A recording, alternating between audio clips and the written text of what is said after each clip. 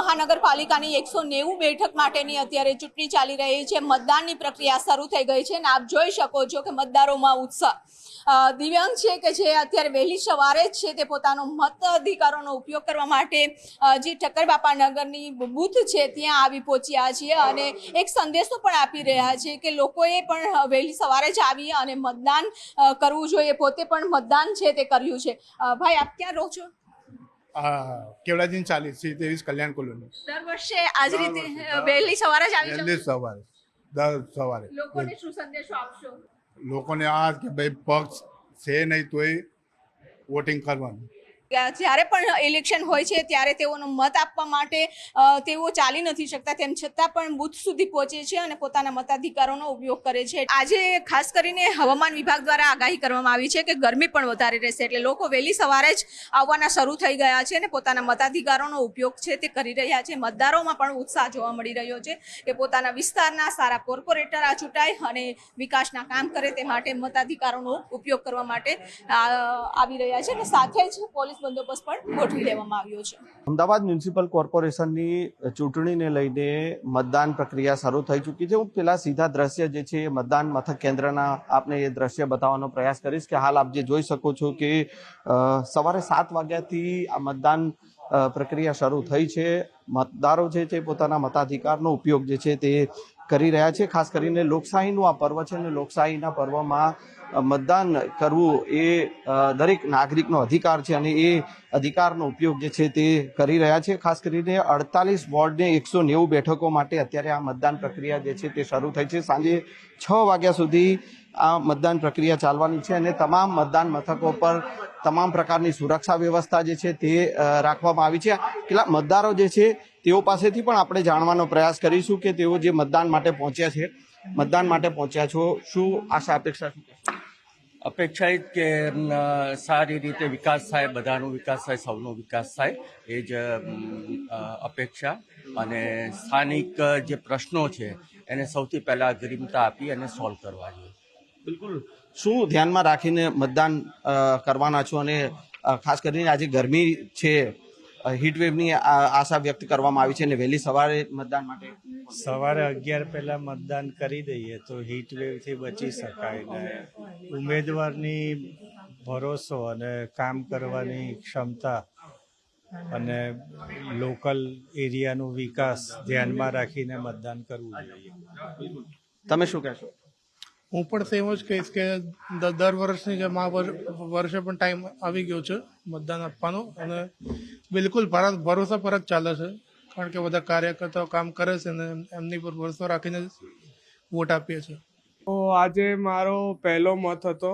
હું કેનેડામાં એન્જિનિયરિંગની ભણતર કરું છું, તો આજે અહીંયા અમદાવાદમાં હતો તો મતદાન આપવા તરત આવ્યો સવારે અને આજે મારો પહેલો મતદાનનો એક્સપિરિયન્સ ખૂબ જ સરસ હતો। બધા પોલીસ અધિકારીઓ અને બધા વોલેન્ટિયરોએ ખૂબ સારું કામ કરે છે ને આખી બધાએ મત આપવો જોઈએ। ફટાફટ 5 મિનિટનું કામ છે, પણ આપણી નાગરિકતા તરીકે, આપણી જાગૃત નાગરિક તરીકે આપણું કર્તવ્ય પહેલા પૂરું કરવું જોઈએ। લોકશાહીના આ મહાપર્વની અંદર હવે યંગસ્ટરો પણ ખુલીને બહાર આવી રહ્યા છે અને પોતાના મતાધિકારનો અહીં ઉપયોગ કર્યા। જોઈ શકો છો કે યંગસ્ટરોની આખી લાઈન છે, એક સાથે આખું યંગસ્ટરોનું જે ગ્રુપ છે તે હાલ પોતાના મતાધિકારનો ઉપયોગ કરવા માટે હાલ અહીં પહોંચ્યું છે અને પોતાનો મત છે તે આપવા માટે હાલ અહીં મતદાન બૂથો ઉપર પહોંચ્યા છે। જે રીતે પ્રધાનમંત્રી નરેન્દ્ર મોદી પણ કહી રહ્યા છે કે યંગસ્ટરો આ દેશની નીંવ છે, એટલે આ લોકશાહીના પર્વની અંદર યંગસ્ટરો પણ મોટી સંખ્યામાં પોતાના મતાધિકારનો ઉપયોગ કરી રહ્યા છે। શું કહેવું છે, મત કેમ આપો છો? યંગસ્ટર તરીકે તમે આખું ગ્રુપ અહીં મતદાન કરવા માટે આવ્યા છે, શું સંદેશો યંગસ્ટર તરીકે આપનો? આપણે 100% મતદાન કરવું જોઈએ અને દરેક જે ઉમેદવારના કામ જોઈને આપણે દરેકે મત આપવો જોઈએ। દ્રશ્યોની અંદર કે લોકો પણ ઊભા છે, મતદાન કરવા માટે આપણે પહોંચ્યા છો અહીં ખાસ કરીને, શું સંદેશો? અને ખાસ કરીને યંગસ્ટર તરીકે તમે બધા એક ટીમ સાથે બધા આવ્યા છો અને લોકશાહીનો આ મહાપર્વ છે, આ પર્વમાં તમે સેલિબ્રેશન પણ કરી રહ્યા છો, શું સંદેશો આપશો અને મતદાન કરો છો તો શું વિષય ઉપર આપણે ધ્યાન રાખો છો?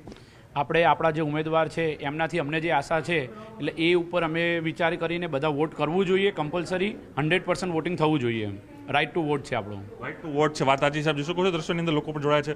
શું કેવું છે જે વોટ કરવા માટે આપ પહોંચ્યા છો આજે? વોટ કરવો એ દરેક વ્યક્તિનો અધિકાર છે અને આ કમ્પલસરી દરેક યુવાન અને દરેક જનતાએ વોટ કમ્પલસરી કરવો જોઈએ અને વોટ એવા વ્યક્તિને કરવો જોઈએ કે જેને વિકાસના કામ કર્યા છે અને આગળ પણ એ દરેક જનતાને પબ્લિકને ઉપયોગી થાય એવી રીતના વ્યક્તિને વોટ કરવો જોઈએ. સ્થાનિક સ્વરાજ્યની ચૂંટણી છે અને મતદાનનો 1 કલાક પૂર્ણ થઈ ચૂક્યા છે, ત્યારે મોટી સંખ્યાની અંદર લોકો મતદાન કરી અને હોંશે હોંશે મતદાન કરી અને મતદાન મથકની બહાર જોવા મળી રહ્યા છે. સિનિયર સિટીઝનો હોય, યુવાનો હોય, તમામ લોકો પોતાના મતાધિકારનો ઉપયોગ કરતા નજરે પડી રહ્યા છે ને આ પ્રકારની સ્થિતિ જે છે તે તમામ મતદાન કેન્દ્રો પર જોવા મળે. કાકા, આજે મતદાન કર્યું? આનંદ મંગળ 83 વર્ષ થયા, હજી 10 વખત વોટિંગ કરવાનું છે. બોલો, બરાબર? 10 વખત. અન્ય લોકોને કેટલો જુસ્સો આપશો? અને જબરજસ્ત જુસ્સો છે, ખાઈ પીને લહેર કરો. શું કહેશો કાકા, કેટલો જુસ્સો અત્યારમાં વહેલી સવારે જ મતદાન કર્યું? સવારે બધા બહુ જુસ્સો છે બધાને. જેટલું બને એટલું બધું વહેલું મતદાન અત્યારે ગરમીમાં થઈ જાય એટલું સારું, એટલે બધા વહેલા જ આવી ગયા છે. એટલે હું સવારના વહેલી આવી ગઈ, મારે બહારકામ જવું છે, છતાં પણ મેં વોટ આપીને જવું તો વધારે સારું રહે એમ. આપણો એક વોટ પણ બહુ જ મહત્ત્વનો છે, કિંમતી છે એમ બધા માટે એમ. એટલે મેં મારી રીતે જેને વોટ આપવો હોય મેં મારી રીતે બધાને વોટ આપી દીધો છે. 4 યંગ છો, વોટિંગ કરવા આવ્યા, ડૉક્ટર પર છો? યસ, પહેલાં ડ્યુટી પર જવાનું છે પણ સૌથી પહેલાં મત આપીને પછી જ જવાનું છે. એટલે બધાએ અમારા યંગ ડૉક્ટર્સે બી આવવાનું છે અને આ બી કિંમતી મત છે એટલે બધાએ આપવું જોઈએ. મતદાન કરો અને હંમેશા સત્યની જીત થાય છે એવું જણાવો. શું માનો છો, અન્ય ડૉક્ટરોને કેવી સલાહ આપશો? મતદાન બી એટલું જ ઇમ્પોર્ટન્ટ છે જેટલું આપણા પેશન્ટ માટે આપણે દવાનું સિલેક્શન કરીએ છીએ. એટલે દવા માટે સિલેક્શન કરો છો તો તમારા ચૂંટણીના અધિકારી માટે જે બી તમારા માટે રિપ્રેઝેન્ટેટિવ છે એના માટે be you have to select and you have to give your vote. So every doctors you please come and you give your vote. ચોક્કસથી તો ઉસ્માનપુરાનું આ મતદાન મથક છે કે જ્યાં યુવાનો, વૃદ્ધો, તબીબો સહિતના મતદારો જે છે તે મતદાન કરવા આવે છે ને અન્ય લોકોને પણ કહી રહ્યા છે કે મતદાન કરવું આપણી પવિત્ર ફરજ છે અને આ ફરજ ચૂકવી ન જોઈએ. મતદાન કરવા માટે, મતાધિકારનો ઉપયોગ કરવા માટે અનેક જગ્યાએથી લોકો પોતાના વતન જઈ રહ્યા છે. આપ જે દ્રશ્ય જોઈ રહ્યા છો વિરમગામના આ દ્રશ્યો છે કે જે લોકો વિરમગામથી બહારના ગામમાં અન્ય ગામોની અંદર સ્થાયી થયા છે તેઓ પોતાના મતાધિકારનો ઉપયોગ કરી શકે તે માટે વિશેષ લક્ઝરી બસની વ્યવસ્થા કરવામાં આવી હતી અને મોટી સંખ્યામાં લોકો છે તે અહીં મતદાન કરવા માટે આવ્યા છે. આપ જોઈ શકો છો હાલ દ્રશ્યની અંદર મહિલાઓ ઉપરાંત જે યુવાનો છે તે તમામ લોકો નોકરી અથવા તો કામ ધંધે અથવા તો અભ્યાસના અર્થે અહીંથી બહાર સ્થાયી થયા છે અને તેઓ પોતાના મતનો ઉપયોગ કરવા માટે અહીં આવ્યા છે. અનેક લોકો પરિવાર સાથે આવ્યા છે. આપણે તેમની સાથે વાત કરીશું. કઈ જગ્યાએથી આપ આવ્યા છો અને શા માટે? અમે અમદાવાદથી આવ્યા છીએ અને અહીંયા વોટ દેવા માટે આવ્યા છીએ. કેટલા લોકો આપની સાથે છે? અમારે લગભગ 70 જેવા છે. ખાસ કરીને વાત કરીએ તો આપ જે મતાધિકારનો ઉપયોગ કરવા માટે અમદાવાદથી એક સાથે આવ્યા છો, યુવકો જે છે, યુવાનો છે, તેઓને ખાસ શું સલાહ આપશો તે પોતાનો મતાધિકારનો ઉપયોગ કરે તે માટે? કે મત દેવો એ આપણો અધિકાર છે, વોટિંગ તો આપણે કરવું જ જોઈએ એમ. વોટ તો આપવો જ જોઈએ, એ આપણી ફરજ છે.